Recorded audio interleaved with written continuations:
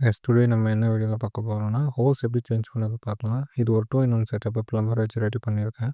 ட்ரம்லேருந்து ஏறும், இல்ல ஹோஸ்லேருந்து ஏறுற மாரி. நீங்க வந்து இந்த வால்வு சேஞ்ச் பண்ணுறது மூலியமா மாத்திக்கலாம். இந்த பழைய ஹோஸ் வந்து டேமேஜ் ஆயிடுச்சு ரொம்ப.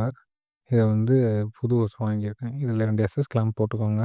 அதுக்கப்புறம் அந்த செக் வால்வ பழசுலேருந்து கழட்டினத இதில வந்து நல்லா டைட் பண்ணிக்கிறேன். ஸோ டைட் பண்ணிட்டதுக்கப்புறம் உங்களுக்கு இப்படி தான் இருக்கும். இந்த ஸ்மால் ஒன்ன வந்து ஃபஸ்ட்டு நல்லா ஸ்க்ரூ வச்சு டைட் பண்ணிட்டே இருங்க. லீக் ஆகாத அளவுக்கு.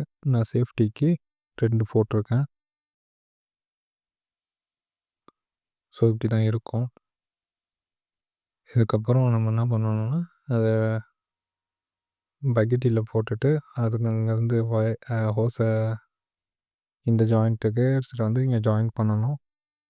ஸோ இங்கே ஜாயின் பண்ணுறது எப்படின்னு பார்க்கலாம். இதில் 2 எஸ்எஸ் கிளாம்ப் வந்து விக்கும். அதை வாங்கி போட்டுக்கோங்க. இப்போ இதை நல்லா டைட் பண்ணிவிட்டு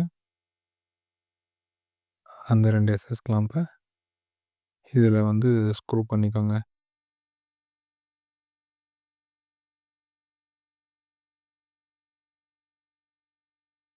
ஸோ இப்போ நான் வந்து ட்ரம்மில் இருந்ததை மாற்றுறேன். ஸோ வால்வு இந்த ஸ்டேட்டுக்கும் அதை வந்து க்ளோஸ் பண்ணிட்டேன்னா உங்களுக்கு ஹோஸ்லேருந்து ஏறும், ட்ரம்லேருந்து ஏறாமல்.